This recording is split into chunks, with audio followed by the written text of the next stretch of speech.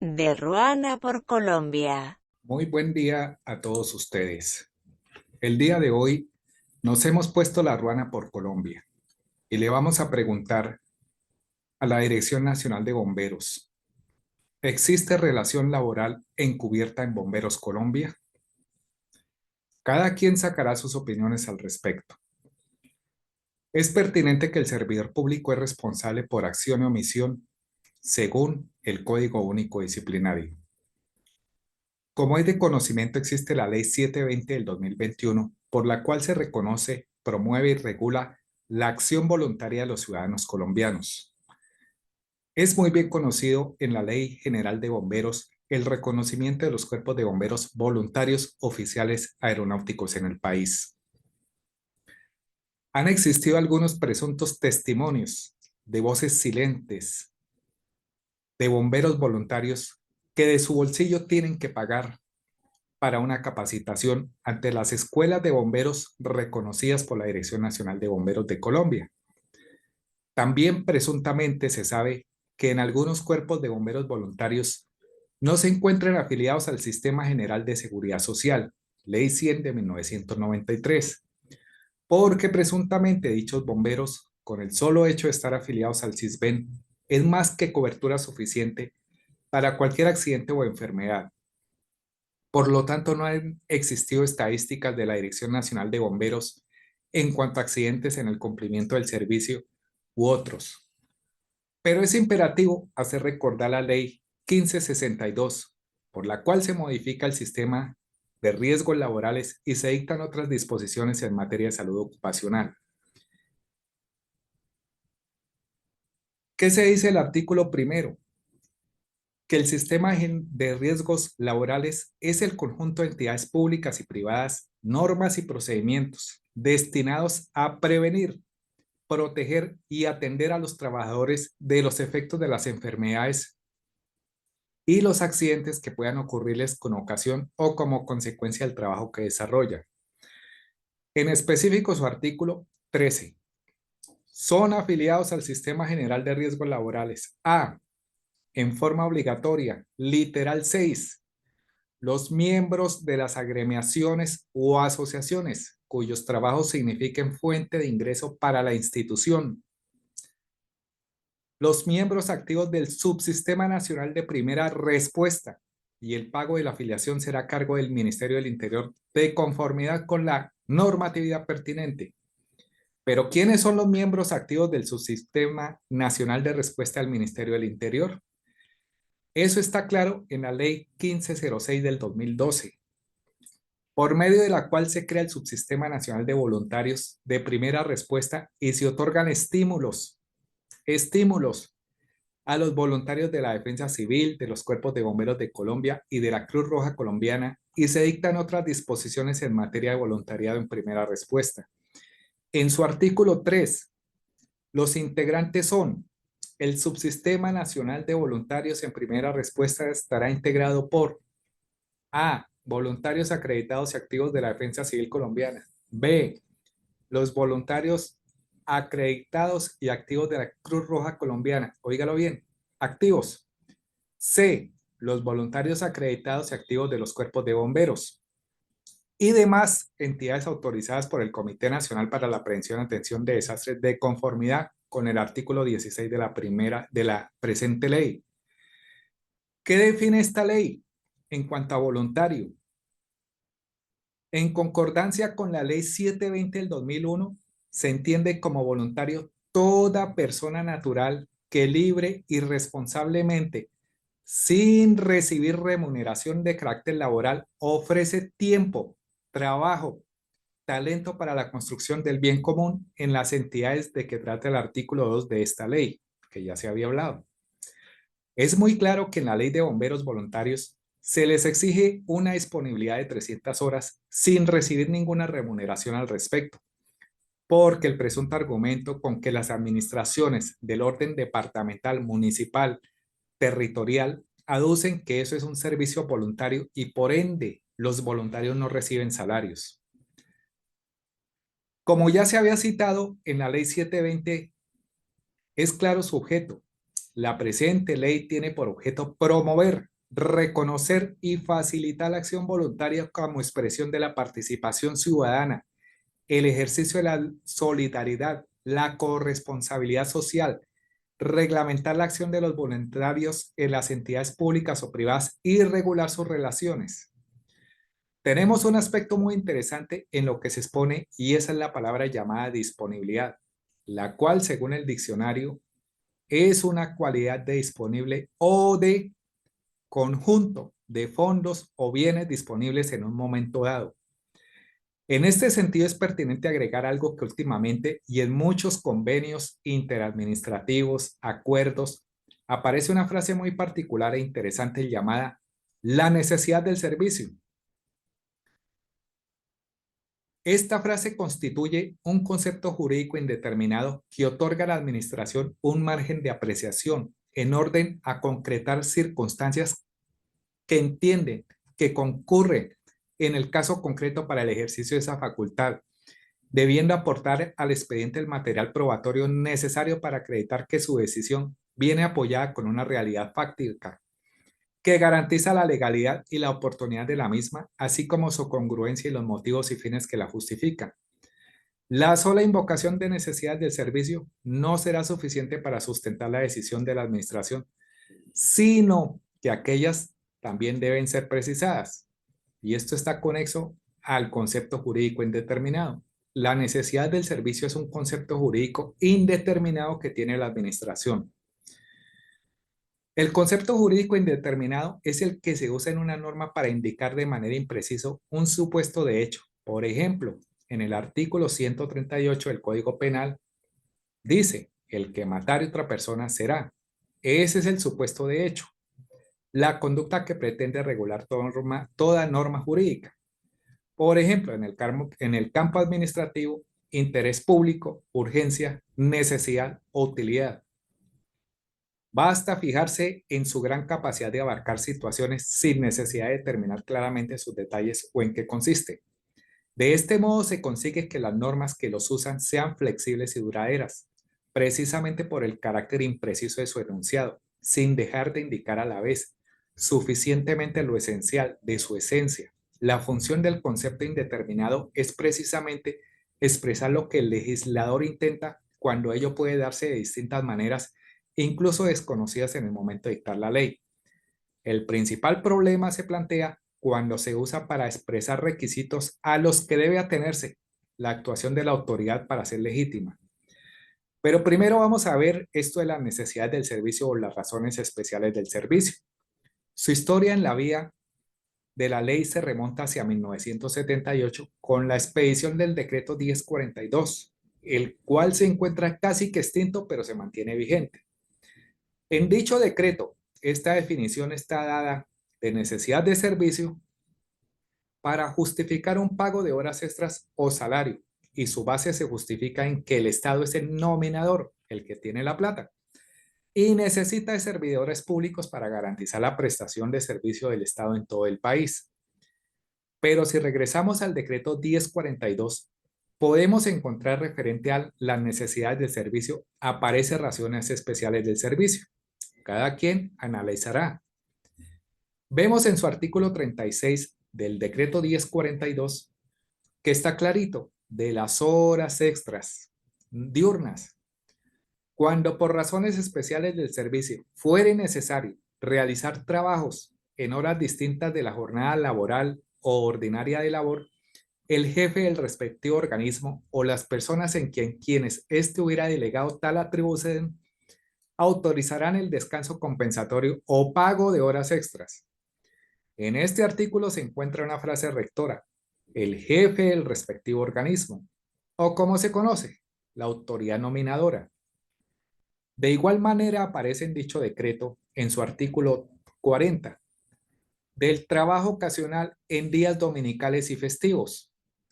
Por razones especiales del servicio, podrá autorizarse el trabajo ocasional en días dominicales o festivos. Como ya se habrá puesto en los contratos administrativos o acuerdos, esas necesidades de servicio adquieren un compromiso económico en donde se podría considerar una relación posiblemente encubierta. contratos administrativos, acuerdos administrativos, convenios administrativos que tengan los cuerpos de bomberos con los entes, podemos encontrar relaciones laborales posiblemente encubiertas, porque esas necesidades de servicio distan de la ley de voluntariado y además la ley de bomberos sí se está exigiendo una disponibilidad de personal para atender o proteger la población de los distintos riesgos en que la ley de bomberos ha basado su campo de aplicación a la gestión del riesgo. Todo convenio o acuerdo o como se quiera denominar debe tener alguna partida presupuestal con el nominador del gasto, bien sea gobernaciones, alcaldías o de las entidades centralizadas. Y otras entidades. Es muy clara y obscura lo que la ley de bomberos le exige al bombero de cumplir unas 300 horas como mínimo. En alguna resolución circular o adenda de la ley de bomberos debe estar ese requisito, con algún supuesto de cumplir un requisito, para lo cual se gane que se deben cumplir dichas horas. Pero el asunto que se observa es cuando el bombero cumple sus 300 horas y queda obligado a cumplir una disponibilidad. Obvio que sin ninguna remuneración. ¿En qué momento posiblemente se podrá acabar la figura del voluntario? Muy posiblemente al cumplir las 300 horas exigidas, pero que viene la palabra disponibilidad y necesidad del servicio. Estas dos palabritas se convierten en una exigencia y el atenuante de que en la ley de bomberos viene la penalidad o lo disciplinario para el bombero. Después de haber cumplido sus 300 horas y no continúa cumpliendo su servicio como bombero, queda por fuera. Entonces, esto se podría considerar una obligación hacia el bombero voluntario para estar disponible por una necesidad del servicio, como aparece la terminología de relación laboral en muchos conceptos jurídicos. Una relación laboral es aquella relación contractual en que una empresa o persona llamada empleador y una persona natural llamada trabajador empleado, mediante la cual el trabajador pone a disposición del empleador su capacidad física e intelectual para desarrollar una actividad determinada a cambio de una remuneración. Una relación laboral se caracteriza porque el trabajador está sometido al poder de subordinación constante de parte de la empresa o persona que lo contrata, de manera tal que la empresa contratante tiene la facultad de impartir órdenes que el trabajador está obligado a cumplir, siempre y cuando las órdenes se ajusten a la ley y a lo pactado en el contrato de trabajo, sea verbal o escrito. La relación laboral es la misma relación de trabajo que puede darse en presencia de un contrato formal o un contrato informal pactado verbalmente. La relación de trabajo puede ser más amplia en el sentido de que hay una prestación personal de un servicio que se puede dar en un contrato civil o comercial, en tanto la relación laboral solo existe con un contrato de trabajo. Elementos de la relación laboral. Una relación laboral se configura en el momento en que se presentan tres elementos inconfundibles, según el artículo 23 del Código Sustantivo del Trabajo. ¿Cuáles son? Primera, subordinación. Segunda, remuneración. 3, prestación personal del servicio. La presencia de estos tres elementos hace suponer que la relación de trabajo es laboral sin considerar el nombre que las partes le hayan dado al contrato que la vincula. Información tomada de gerencia.com. El bombero voluntario queda bajo una subordinación ante un comandante, pero sin remuneración. Al respecto, en el Código Sustantivo del Trabajo, en su artículo 59, se cita: prohibiciones a los patronos. Se prohíbe a los patronos: primero, deducir, retener o compensar suma alguna del monto de los salarios y prestaciones en dinero que corresponde a los trabajadores, sin autorización previa escrita de estos para cada caso o sin mandamiento judicial. Se exceptúan las siguientes: los descuentos de las cooperativas, que pueden ordenar retenciones hasta de un 50% de salarios y prestaciones para cubrir sus créditos en la forma y en los casos que la ley las autorice. En cuanto a auxilios de cesantía y pensiones de jubilación, los patronos pueden retener el valor respectivo dado. Obligar de cualquier forma a los trabajadores a comprar mercancías o víveres en almacenes o proveedurías que se establezca el patrono. Exigir o aceptar dinero del trabajador como gratificación para que se le admita en el trabajo o por otro motivo cualquiera que se refiera. Limitar o presionar en cualquier forma a los trabajadores en el ejercicio de su derecho de asociación. Imponer a los trabajadores obligaciones de carácter religioso, político, las cuotas políticas en muchas empresas del Estado, o dificultarles o impedirles el ejercicio del derecho del sufragio. Hacer, autorizar o tolerar propaganda política en los sitios de trabajo. Hacer o permitir todo género de rifas, colectas o suscripciones en los mismos sitios.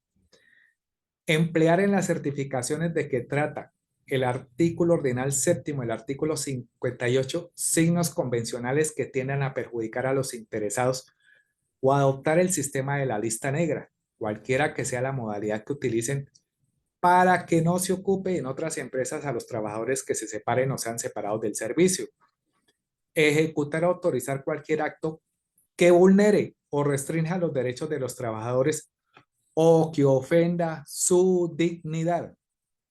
¿Qué es una relación laboral encubierta?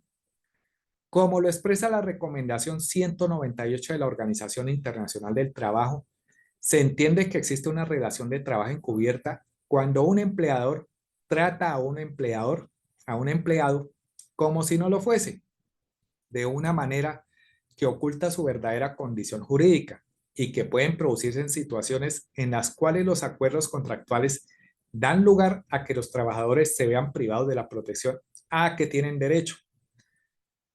Cuando un empresario o patrono adquiere o contrata sin las debidas normas de un contrato de trabajo, sin duda comete un fraude laboral o lo que se llama en el mundo del trabajo relaciones laborales encubiertas o fraudulentas.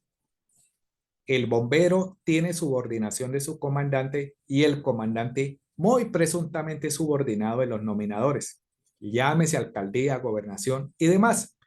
Y al bombero se le exige y se le trata como a un empleado sin serlo. Al encubrirse la relación laboral, se acentúan las afectaciones en el trabajador. A grosso modo se señala la pérdida de su valoración personal. El trabajador no se percibe como un sujeto integrado a una organización, sino que se siente como una especie de comodín, permeable a las necesidades del mercado. Se afecta la previsibilidad futura, ya que carece de estabilidad en su medio laboral. Se pierde la solidaridad laboral, debido a que el trabajador solo se interesa por su posible permanencia en el cargo a través de la renovación de su contrato de trabajo. Es decir, las famosas horitas que le toca cumplir al bombero voluntario, según la Ley General de Bomberos, sus resoluciones, circulares y adendas. Evidentemente, las consecuencias del contrato encubierto provocan la casi desaparición de la seguridad social ante la inestabilidad del trabajador en el puesto de trabajo. Se viola el trabajo como un derecho y un deber social, por tanto se considera un artículo de comercio, desacatando la libertad de asociación y la dignidad del trabajador, quien trabaja arduamente para asegurarse la vida, la salud y un nivel económico digno. Se le pregunta a quien corresponde, ¿cómo es posible que un bombero voluntario sea obligado a prestar un servicio si los bomberos muchas veces tienen que acudir a todo tipo de trabajos, bien sea en la formalidad o en la informalidad, sin acceder a los beneficios a una vida digna, con acceso a la educación, vivienda y demás beneficios productos de una relación laboral encubierta? ¿Qué respuesta se emitirá en lo referente a las necesidades del servicio y la disponibilidad de personal suscrito en los acuerdos o convenios interadministrativos de los cuerpos de bomberos voluntarios con los entes centrales territoriales departamentales y municipales? ¿Cuántos bomberos en el país están sin seguridad social, sin recibir salario? ¿Cuántos bomberos han tenido accidentes en cumplimiento de su labor? ¿Dónde están esas estadísticas? ¿Cómo se les está dando su dotación? Se agradece la respuesta. Muchísimas gracias y que tengan un feliz día. El derecho a la información es de doble vía, característica trascendental cuando se trata de definir su exacto alcance. No cobija únicamente a quien informa, sujeto activo, sino que cubre también a los receptores del mensaje informativo, sujetos pasivos, quienes pueden y deben reclamar de aquel con fundamento en la misma garantía constitucional, una cierta calidad de la información, al igual que la misma o el ejercicio del derecho no puede vulnerar otros derechos de carácter fundamental. Colombia, Corte Constitucional, Sentencia T-332 de 1993, M.P. Vladimiro Naranjo Mesa, en W.